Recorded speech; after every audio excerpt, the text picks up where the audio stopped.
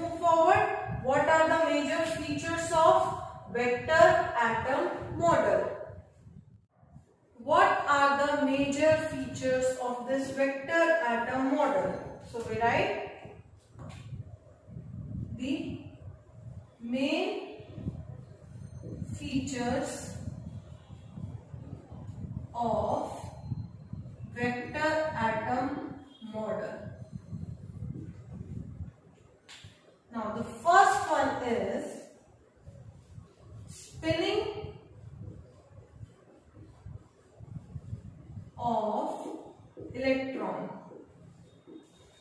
Let's focus on this part right now.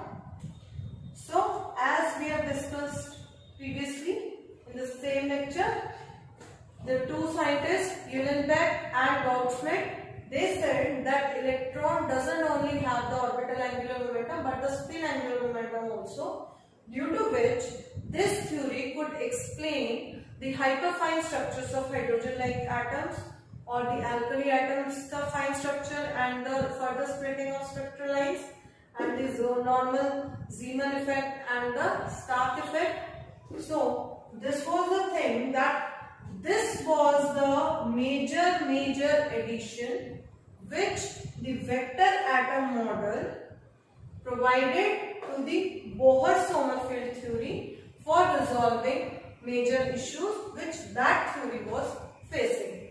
So they said electron is also rotating about their own axis, which gives rise to the spin angular momentum.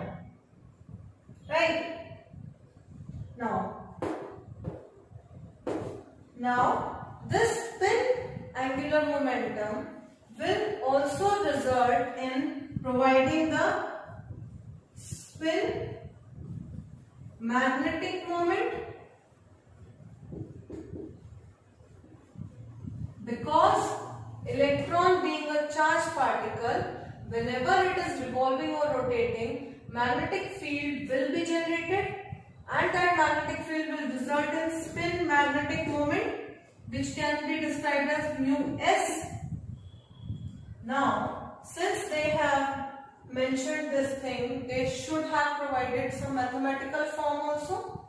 So they said that the spin magnetic moment of an electron is given by E by m. S vector ka magnitude, right?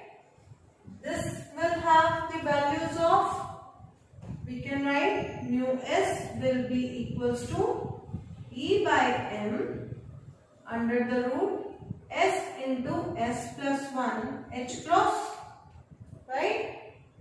S can have the values of plus minus half. So let's take plus half for the time being. So I am writing s is equals to plus half.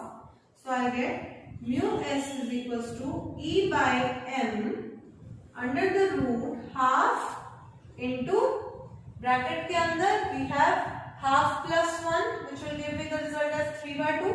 So I get 3 by 2 h cross. From this I will get mu s is equals to root of 3 E by, this will come out as root of 4, which is 2. H cross can be written as h by 2 pi. So I will write E h cross by 2m. Right? What is this thing? This is nothing but Bohr magnetic moment, Bohr magnetron, which is mu b. So I will get mu s is equals to root 3 times mu b, which is the Bohr magnetron, and this is the case when s is equals to plus half. Now for today's homework, I need you to get me the value of this spin magnetic moment for the case of s is equals to minus half. And please leave your answer in the comment section. So let's move forward. This was the first major feature of the vector atom model, which said that electron also has a spin angular momentum about its own axis. Based on it, this will possess the spin magnetic moment mu s, जिसकी value will be given by this, and after solving we get a relation in the Bohr magnetron, which is mu s is equals to √3 times mu b. Is it clear? So this feature of the vector atom model was successful in explaining the splitting of the lines of the alkali metals like sodium, which was separated by 6 angstrom of difference in the presence of the external magnetic field, and many other hydrogen-like atoms and other atoms which the previous theory could not explain. So the first success theory was this thing. Now, what was the second feature? Now, second feature was the spatial quantization. What is quantization? Quantization is basically when we form anything, when we form some continuous quantity and we divide it into smaller and smaller packets, and the smallest packet of that continuous thing is named as a quanta of that thing. So spatial quantization means that in this case we will quantize the space itself, which is the three-dimensional space. So what happened was, the Bohr-Sommerfeld theory said that electron has just the orbital angular momentum.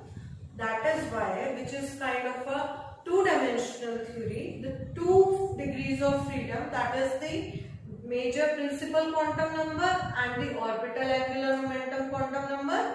So just they said that 2 parameters were enough to describe the complete information of an electron which is present in an atom, right? Because of which they could not explain the hyperfine structure. Now, what did the vector atom model say? They said that it is not just the 2 degrees of freedom, it is basically the 3 degrees of freedom, and as a result, not only 2 parameters, but we need the 3 parameters to describe the complete information about an electron. What were these 3 parameters? The 3 parameters, out of these 3, 2 parameters were used to tell me the size of the orbital, right? And form of the orbitals, whether the orbitals are elliptical or they are of circular nature. So 2 parameters out of these 3 parameters were used or were enough to tell me the size of the orbit and the form of the orbit. But the third parameter was to tell me the orientation of the electron about the external magnetic field. So this was the major element, which was again the addition made to the Bohr-Sommerfeld theory. They quantized this and they said that the third parameter required to tell me the complete information about the electron, we need a parameter which can tell us the orientation of the electron. Now, quantization kahan aayega? Quantization said that this orientation which was required was quantized.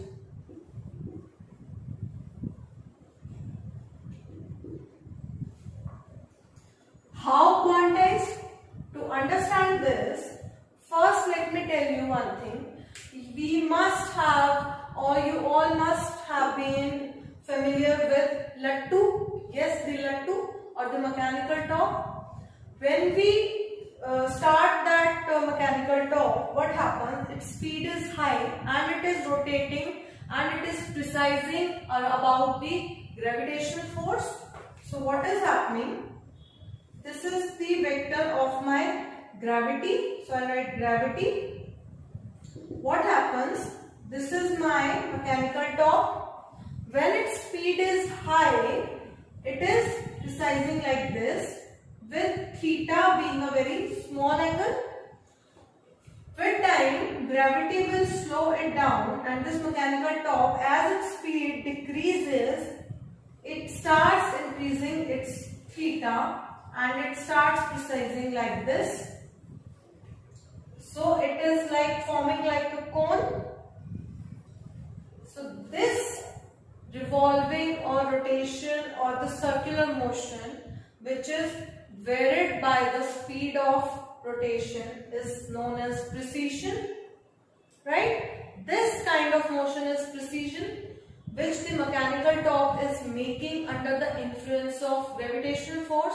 The same kind of precession my electron is now making in the presence of external magnetic field which I will be providing. Now let us understand how. So I will say, suppose this is my orbit. The perpendicular or normal to the orbital vector is my L vector. Clear?